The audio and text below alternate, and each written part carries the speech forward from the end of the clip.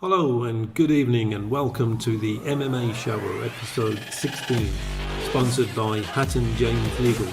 For all your employment needs, please go to hattonjameslegal.co.uk. That's hattonjameslegal.co.uk. If you've got a problem with your boss, your company, you're being treated unfairly, they can help you out and try to sort things out for you. So moving on to this month's podcast, we're going to preview UFC 236, which is Holloway versus Poirier 2. There's also another title fight for the interim middleweight title, and that's between Kelvin Gastelum and Israel and Adesanya.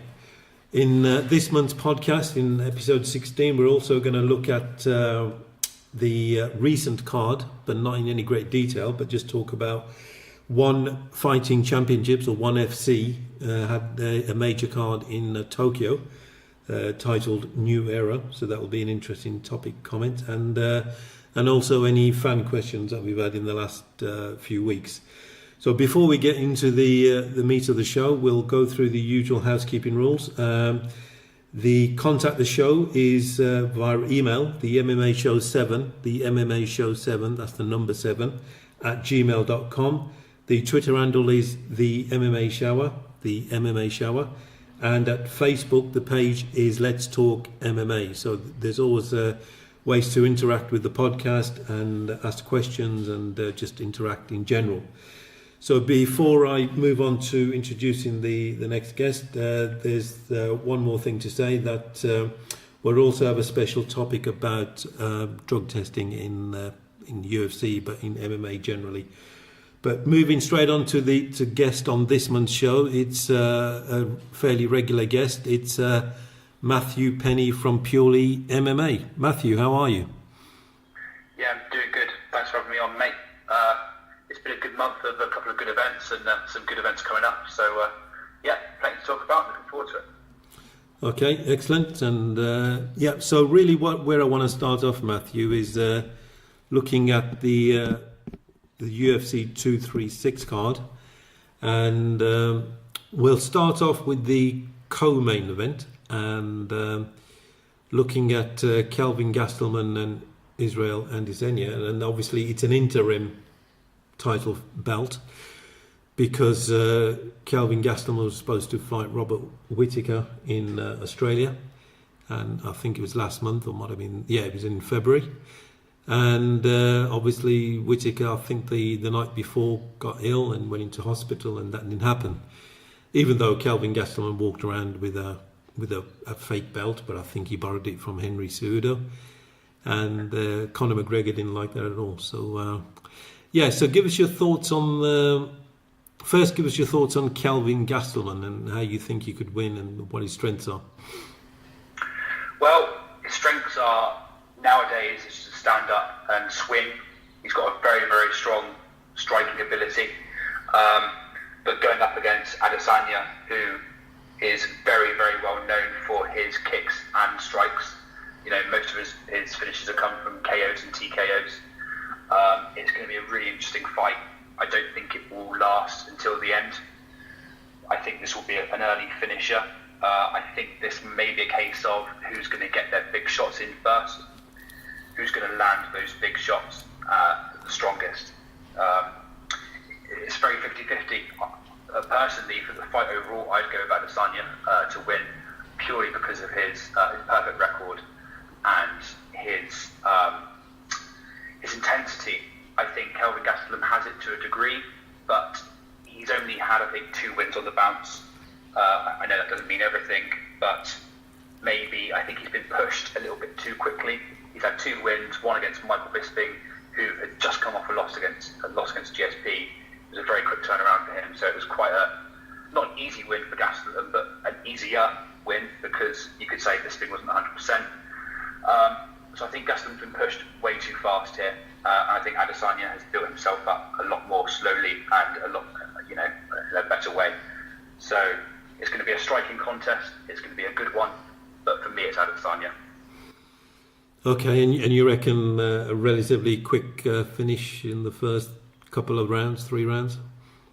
Yeah, they both had a couple of decisions here and there, but I think he's putting a lot more focus on his striking, all the promos or on his knockouts that he's had. So I think he'll go out there and just swing. Yeah. Fair analysis. I think there's a case to be had that Adesanya has been pushed relatively quickly as well. He's coming off a win against Anderson Silva, and these days that's really just a name on your CV. If you beat him 10 years ago, that was a different ball game altogether. But Adesanya, he's got that natural gifted ability. He looks the way he fights. He comes across that way. But I don't think he's been tested at the elite level. Again, you could say that for Kelvin Gastelum, especially in middleweight. He's fought Chris Weidman and he lost, but he was winning. And like you say, he beat Michael Bisping, but Bisping was just coming off being choked out. So Bisping wasn't knocked out before, but he was choked out. Fairly hard, tough fight with GSP. So that's different to being knocked out and then 3 weeks later being knocked out again. But I think Gastelum is probably better all round. When I say all round, I mean he's wrestling. He's a fairly decorated wrestler. Yeah. And so he can dictate where the fight's going to go. Yeah, it's a good point. I think Gastelum is a black belt in jiu-jitsu. So it's the complete opposite of what I just said. He could dictate this and say, right, I think Adesanya is only a blue belt, if I'm correct. Yeah, blue belt. He could easily take Adesanya on, in theory. He could dominate him on the mat. So it's a good point. Yeah. And I think Gastelum has proven he's got the knockout power. He's carried it from welterweight to middleweight, and also he's got a knack of winning overall. I know he's got 2, maybe 3 losses overall, but up until he had the weight problems, going from the tough house to I think the first 3 or 4 fights in welterweight, he was doing pretty well. And even when he fought Tyron Woodley, I think he came in 10 pounds overweight or 15, something fairly ridiculous. Yeah, 10 pounds. Yeah, it wasn't just the odd pound or half an ounce. It was way over. Almost the next weight category.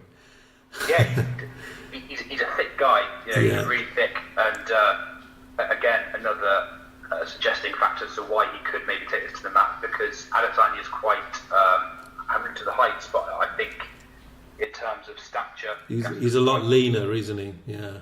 A lot leaner. Gastelum could easily lie on him. He's probably going to be sort of maybe 5-10 pounds heavier on fight night. Yeah, and Gastelum can play the game of stand up, takedown. Stand up, takedown. So fake takedown. And I just reading into the guy's stats before we came on the show. I actually was surprised at how young Kelvin Gastelum was. Yeah, we've talked about him for a while, and Adesanya not so much, but actually Gastelum's only 27. Yeah. He's not very old at all. No. And it's just my respect for him went down after the whole Whittaker, issue, because he took that as a forfeit and he won the belt. He was carrying the belt around like you've already said, and it was just I don't know. It was unneeded. It was unnecessary. I know it's annoying if your opponent drops out with the day of the fight, but it's a different story. But my respect for him was just a bit. Yeah, I think he was just trying to get a bit of attention, and the way fighters are with social media and interaction, it's you got to get noticed. If you stay quiet, unless you're a genius fighter, like Anderson was relatively quiet, but he was a genius, you're not going to get noticed. So you if you're middle to upper tier, like Chael Sonnen, I would call him a mid-range to upper range fighter on his day, but with his persona, he got 3 world title fights. So I can understand why I didn't take that seriously. But I'm going to go for Gastelum, and I think he's going to finish him. He's got a few submissions on his CV, so I'm going to go for the extra weight, for dictating the fight, and for testing Adesanya on the ground. I'm going to go for Gastelum, possibly third, fourth round rear naked choke. So complete opposite there, Matt. Yeah, you say that, and it reminds me a bit of the situation of Darren Till. Darren Till came into a title fight unbeaten, I think. Lots of he was unbeaten with the first one against Woodley. Yeah, lots of knockouts in his record. Same as Adesanya, coming in undefeated, lots of TKOs, and the opponent says, "Right, I'm not going to play your own game. I'll take you down and I'll wrestle and I'll win." Yeah, that's a good point. And I can now we've discussed it like that, and chatted about it. I could easily see it happening. Yeah. But I always like to give the younger sort of hyped guy a bit of a chance, and I always like to see a nice undefeated champion. So I'll go Adesanya still. I'll go for TKO. See if he can keep up his good record. Okay, excellent. Okay, moving on to the main event, which is Dustin Poirier and Max Holloway. Strange circumstances, I think, how it was put together, but Ferguson was asked and he said no, and so on and so forth, and this, that, and the other. But that's the title fight. How do you see that going down? And it's for lightweight, obviously. Yeah. Yeah, for the interim lightweight title in the interim event, you can basically call it, can't you? Yeah. It's an interesting one. Poirier is on a new career high. He's coming back after not a bad period, but a sort of a dip in his career. I think it's a bit odd to give Holloway the title fight at lightweight, but it's the same. It's this current trend of events in the UFC. The more champs, the more opportunities that people are getting instead of other, maybe more deserving fighters in that weight class. I think there should have been a number of people before Holloway getting that title shot at lightweight. But like you said, people rejecting it, people waiting for other people. It's a bit of an odd situation. 1 or 2 years ago, the lightweight division was the most hyped thing in the world, probably, the UFC lightweight division. And now it's stuttering a lot. But still, it should be a really good fight. Poirier is, like I said, on a new high, new career, sort of buzz. It'll be an interesting fight. I think I'm not sure who to give it to at the moment. I think I'm going to change my mind a lot. Poirier, obviously, a lot better in jiu-jitsu, but Holloway, even though he's only I think he's a purple belt compared to Poirier's black belt, there's an intensity about him, and he's better striking, maybe giving him better striking. I'm not sure. This is a 50-50 for me. I'm not sure who to give it to at the moment. I was hoping a chat with you would make my mind more clear, to be honest with you. Okay. Do you think the like you said, lightweight division at one point was probably the hottest division for a few years? You had Anthony Pettis, you had Benson Henderson, and BJ Penn in like a 5-year period, exchanging belts, and then you had Rafael dos Anjos, and you had Cowboy Cerrone, and anyway in the mix. But I think the point that I'm trying to get to, since Conor won the belt, and then you had Eddie Alvarez, but he didn't defend it properly or successfully. Conor got it, and then he had all the shenanigans with the Floyd Mayweather fight. Yeah. He obviously never defended it until, he didn't defend it against Khabib. No. But I think since then, maybe 2 years ago, then Khabib won it, but then he lost Ferguson, and then Quinta was the opponent the night before. So yeah, I understand what you mean. It's been in a flux for a couple of years now. I'll blame Conor McGregor. I'll blame him for most things. But I think Poirier, you're right. It's almost like a second career, almost like a second wind. He's notched up, 4 or 5 impressive wins and brutal knockouts of opponents. He beat Justin Gaethje, didn't he?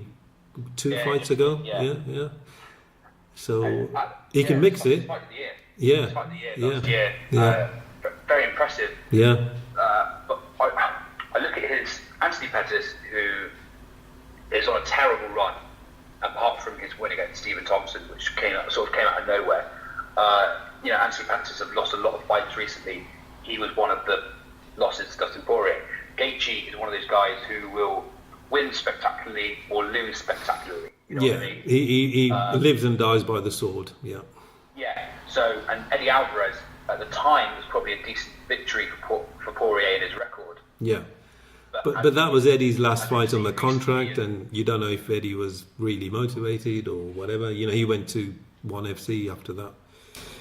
Yeah. So you could almost take it away from Poirier, but I don't want to. Fair play, making one of the fights.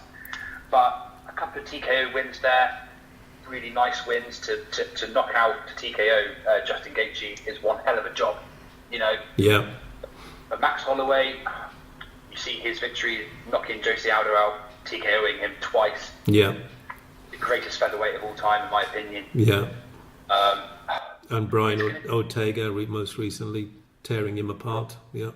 Brian Ortega, that was an incredible fight, and one of my favourite fights because it was just so shocking. It was so brutal and shocking and just violent. Yeah. Yeah, but it's just the main question in my head for Max Holloway is jump up in weight. You're facing bigger guys. Can you transfer that power to that weight class? But I've heard that Max Holloway walks around a pretty big, fairly sort of quite heavy, 165 or 168, nearly 12 stone for a 5'7", 5'8" guy. That's pretty big, which is why he struggled. Do you remember the week that Ferguson dropped out of Khabib's title fight? Holloway came in, but by Wednesday of that week, he couldn't make it. He went into hospital because apparently he had 20 pounds to lose to get to 155 or 18 pounds or whatever. So he's walks around pretty big. Yeah, I remember that week. He walked in on Monday and said I'm 180. I'll get there, and then he didn't. It's a good point. But he walks around at that. But can he fight at that weight? I know he's probably 165 on fight night at featherweight, but at lightweight he's going to be, possibly 175 maybe. So, and against generally bigger guys. Yeah. So, can you transfer the power? I wouldn't be surprised. He seems to. Holloway, I think, gets doubted a lot. I think only now he started to really take note. People start to take notice, especially after Ortega and Jose Aldo twice. Yeah. So, really interesting fight. I think, like I said, I think other people deserve a shot before Holloway. But I think a lot of that is down to politics. I think. Yeah. Well, yeah. Good 80% of title fights and everything else is potentially politics. Poirier, he's got a very good skill set, especially with his boxing and his timing and distance. Holloway's got that almost that X factor in his stand up. He doesn't look classically what he should be doing. He reminds me of Nick Diaz and to a certain extent Nate, but some more Nick Diaz, where Nick Diaz looks like he's standing in front of them to get hit, but he very rarely gets hit, but he gets his own punches away pretty effectively. Two examples I can give for Nick Diaz. He's 15 years ago, I just saw it on Twitter, he literally slapped up Robbie Lawler and then knocked him out.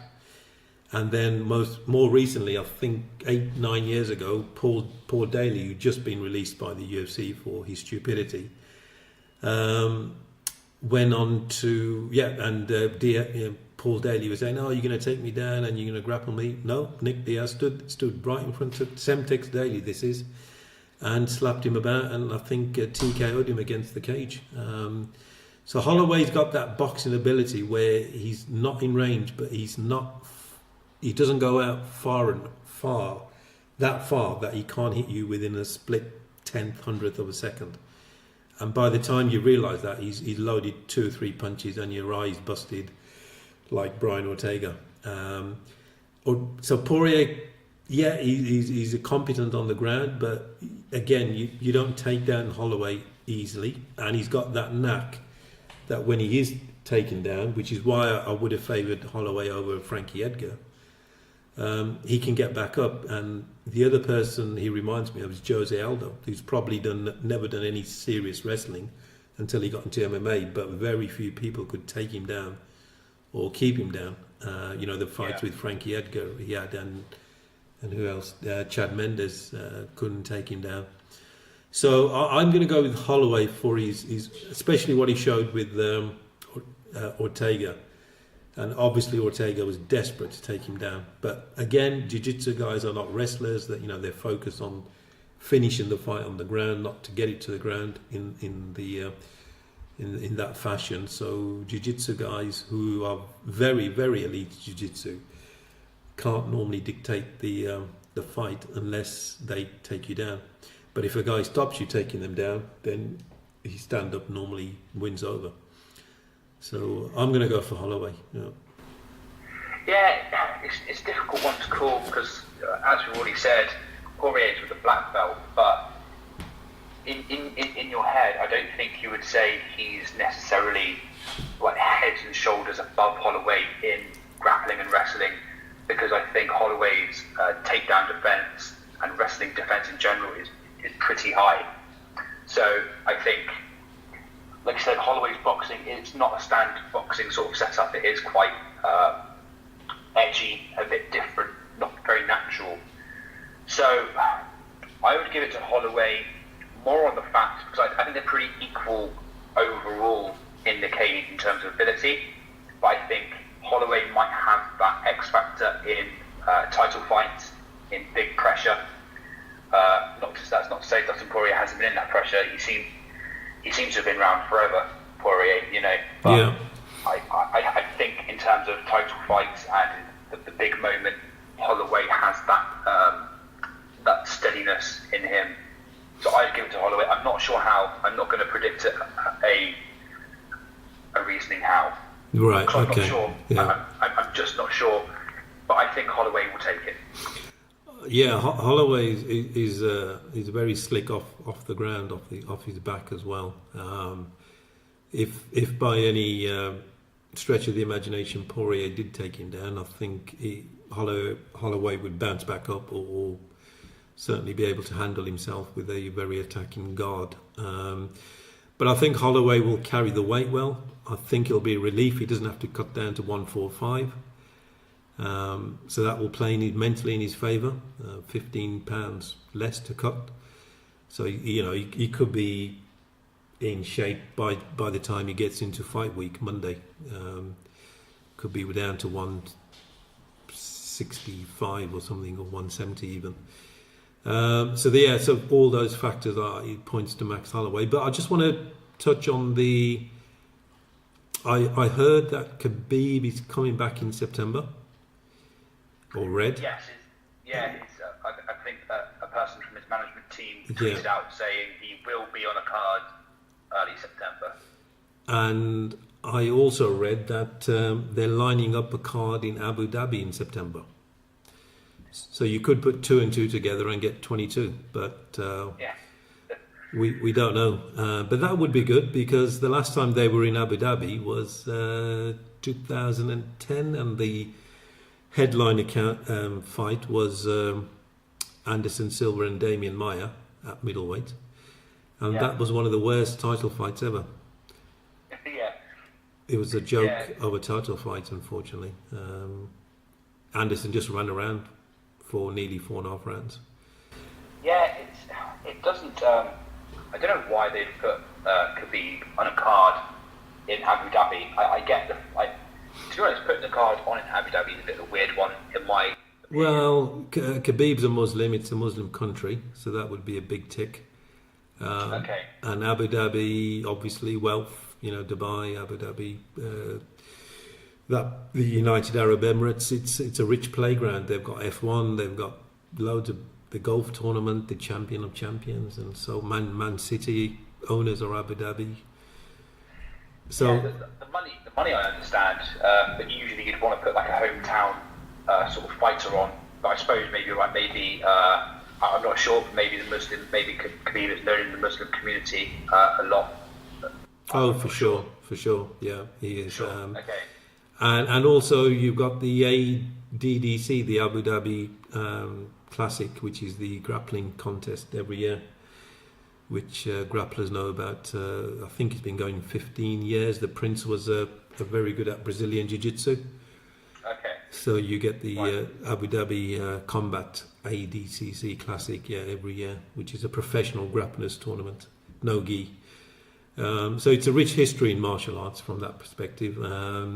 Yeah, if it does happen, who do you think the opponent could be, the winner of this interim title?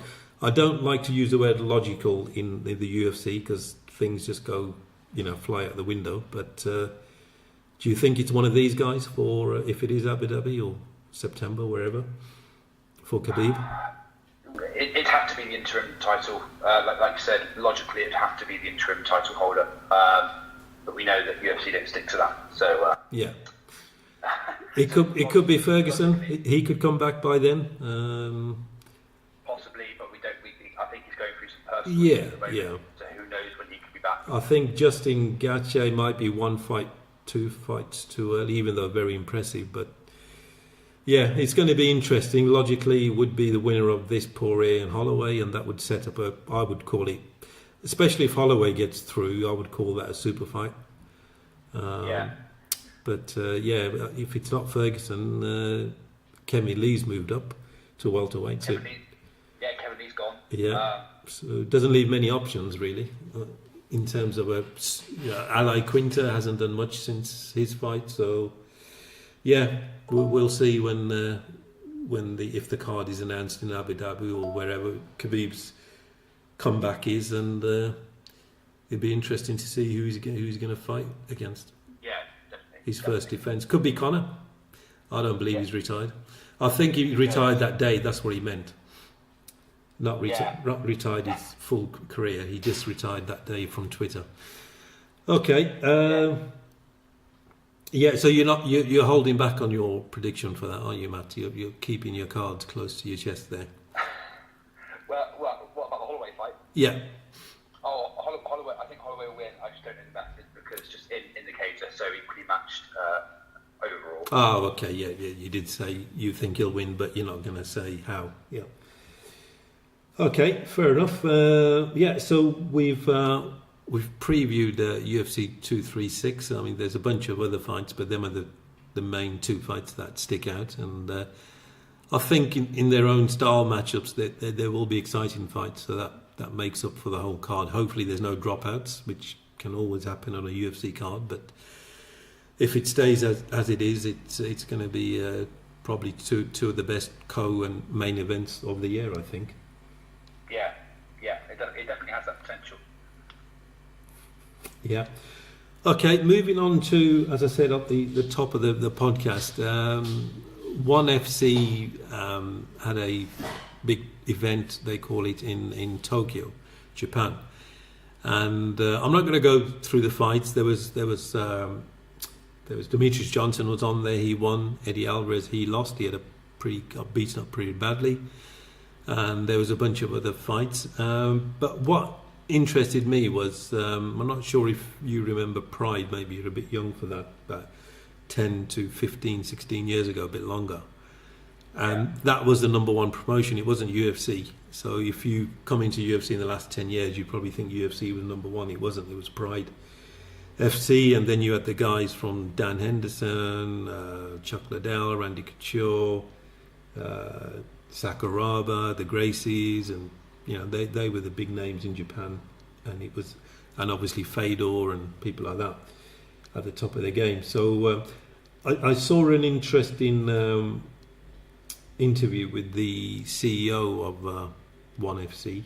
He's half Japanese and half, I think, Malaysian or Singapore.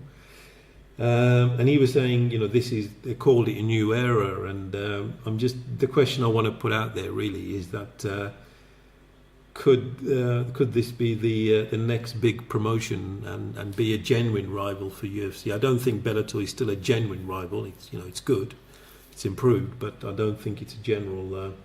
It's a genuine rival for UFC. Just seeing if you had any thoughts on that, Matt. In America, I would say that Bellator is higher on people's radar than ONE FC is. Mm-hmm. I believe they've only had a TV deal in America for a little while, and without trying to make this a matter of where you're from or anything like that, I just don't know if that kind of setup. It's a bit like professional wrestling. If you go to like Japanese wrestling and American wrestling, it's very different. The setups are very different. Yeah. And Americans have been brought up on the taste of just how UFC is run, and it's very Americanized. I don't know how else to describe it really. It's just the way it feels. It feels very Americanized. Bellator feels very Americanized. And ONE FC just comes in, it just feels completely different. I don't know if it's going to appeal to an American market. I say American market because that's the major, biggest. Especially for pay-per-view, Yeah, ONE FC is by far, I think it's like double the interest, double the views of UFC in Asia, China, Japan, and Singapore. It gets loads more than UFC. So I think, in terms of worldwide viewership, I think it will stay very split. Very much like ONE FC is the major one in Asia because that's what Asians are used to. It's got a very Japanesey, very Asian sort of feel to it. Yeah. UFC has a very Americanized feel to it. Appeals to an American market, like the European market, who's used to that American style. ONE FC, I'm sure, will appeal to some people, and having Demetrius Johnson, Eddie Alvarez there will help. But on a mainstream level, I can't see it rivaling UFC on a major level, to be honest with you. Yeah, I think that they've got plans to put cards on events on American soil. Which is why they've probably recruited Demetrius Johnson, Eddie Alvarez, and let's be fair, Demetrius Johnson is at his peak, so they haven't got a 45-year-old over the hill fighter. He quite easily could have defended it another 10 times if he wanted to, or move up in weight. Demetrius Johnson, Eddie Alvarez, you could argue maybe he's sort of losing his edge, but it's still pretty big name, pretty big talent. I think if they want to appeal to the American market or the North American market and generally in the West, they will have to make a few changes, but they see themselves as a martial arts promotion. So when they do an event, you get Muay Thai fight, you get a kickboxing fight, and then you get a bunch of MMA fights, which is the way they started to do it. But in terms of viewership in Asia, and I'll include Northeast Asia, Japan, Korea, China, and South Asia, India, and Southeast Asia, I heard figures, and these must be terrestrial TV. I don't think these are pay-per-view, but they can generate 200 to 300 million viewers across those countries. So I think they must put some free-to-air. I doubt if it's pay-per-view, but still, that's a drop in the ocean when you think there's over 1 billion people in India and there's over 1 billion people in China. That's 2 billion over 2 countries. So certainly they can open up a newer market and regenerate the market in Japan that was there 20 years ago. And as we all know, if you've been brought up in martial arts, Japan is probably the martial arts country, even though martial arts is sort of seen to be born from kung fu, Chinese kung fu, from the Shaolin monks. But then you've got pretty much a number of other arts that you can name: karate, jiu-jitsu, aikido. They're all Japanese martial arts, and there's a bunch of others. And in Korea, the national martial art is taekwondo. And India, it's got its own martial art, but very big wrestling as well, which they call Belvani. And so still a massive base they've got in Asia, and they could market it correctly. But in America, yeah, I agree. It's how well established is obviously UFC in the last 15, 20 years. And UFC is still going to have Dana White at the helm for the next 6 years or 5-year contract or something. I personally would have liked to have seen another face heading the UFC, but not particularly anything against Dana, but just new face and new direction, really. I'm surprised that hasn't happened. When you normally get new management, you normally get new, quite a few changes. But yeah, I think, and also the other interesting thing about ONE FC, the CEO was saying that he thinks the martial arts, in mixed martial arts, the spirit, the honor of in America or the West, whatever he called it, has been tainted by fighters getting arrested and drugs and blah blah blah. But I don't know. It's we'll see if the money isn't rolling in ONE FC, whether they entertain any characters, like John Jones or Conor McGregor, or whether they boot them out and say, we don't care how much money you're making, you're not living by the spirit of martial arts. So, but that's another debate for another day, I think. Okay, moving on to the last segment of the show, which is fan questions. I think we've got time for maybe one, maybe two. The first question is from Brian Curse in Philadelphia, USA, and his question is regarding Ruslan Magnomedov got banned for life for the third test, I think, maybe fourth. Should fighters be banned after the first one? So once you get a warning, maybe a 2-year ban, the next time you're out for life. I think it's pretty good as it is, to be honest with you. I think on a whole the punishments are pretty fair, to be honest with you. I think it was Magomedov's third USADA violation. I mean, that's enough. That's enough for me. 3 is a good amount of time for you to find out what you're doing. If it's like a contamination issue after the first or at least second, you'd be so careful, and you'd have things in place there to stop anything like that happening again. But 3 times is ridiculous. On a whole, I think the fines and the punishments and bans are pretty fair, to be honest with you. Yeah, I think if you really want to eradicate drug abuse, then you probably ban people the first time they get caught. But I see that potentially as too harsh. Like you say, contamination could be a genuine reason. So then my view is that you give someone a chance. You should give people a chance in life generally. Give them one chance. After that, you should be life, because if you keep sort of 2 years, then 2 years, and 4 years, then people are going to take the risk. And I think USADA generally have lost credibility with the John Jones thing about picograms, and it's something there from 2 years ago, and there's a lot of suspicion on USADA itself. And I'm quite cynical when it comes to drug abuse. I would say a good majority of fighters are doing it anyway.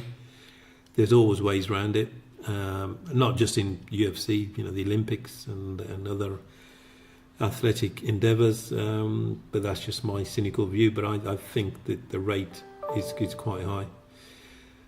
Yeah, so I think you would be a bit more lenient, and I would be a bit more harsh, I think. I think contamination is an issue. I think it can easily be an issue, no matter how careful you are. I think sometimes it can slip through. I think I don't know if it is actually happening or if it was just talked about. I think USADA definitely mentioned having an approved list of 100% accepted supplements and medicines and stuff to have, and then if you get tested positive and you've only taken USADA approved products, then you get like a 75% reduced sentence. To me, that makes sense. Yeah.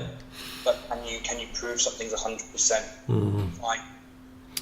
Yeah, I mean, yeah, that would be a good step forward. So yeah, that could be it. Okay, Matthew, that's going to bring us to the end of this month's podcast. Thank you for being on. Just remind the listeners of how they can contact you and what you're doing in the MMA podcast world. It's been a pleasure to be on, mate. So you can find me at Purely MMA on Twitter and purelymma.co.uk. It's been a bit quiet at the moment. I've been quite busy with work and stuff, but we're definitely going to increase our content, and our social media is always busy. I'm a social media guy, so Twitter is buzzing, full of discussion points. So if you want to get involved in any MMA discussion hosted in the UK, go and follow us at Purely MMA. And yeah, thanks for having me on. It's been a pleasure, and you've got your website purelymma.co.uk. Yeah, we've both been a bit slack. I haven't done an article on that for a couple of months, so I'll be looking to pen a few articles on the website, Matt. So yeah, purelymma.co.uk as well. Yeah, absolutely. You've got your own page on there, and anything you give us is straight on there, and we're going to be plugging it on Twitter. And it's just a pleasure to have you writing for us, and we've got a couple of other writers as well. So it's keeping content up, as you know, it's difficult on websites. It's it's a lot easier just to type in a quick tweet. But yeah, you and me both. I think I'm going to try and put more effort into putting content on the website, 100%. And your podcast, are you on number 2 now? Yeah, so we started a podcast on YouTube, Purely MMA podcast on YouTube. Again, we've been a bit lax on that, mainly because I'm about to move house, so I'm going to have a new setup with a proper professional microphone and a professional podcasting setup. So then, hopefully, we'll be going weekly. So yeah, so if you want to give that Purely MMA podcast on YouTube a follow and a subscribe, that would be great as well. Excellent. Okay, this has been the MMA Shower podcast, episode 16, previewing UFC 236, sponsored by HattonJamesLegal.co.uk. And we thank you for listening, and please send in your emails and comments for next month's podcast. And thank you, Matthew Penny, for being on the show.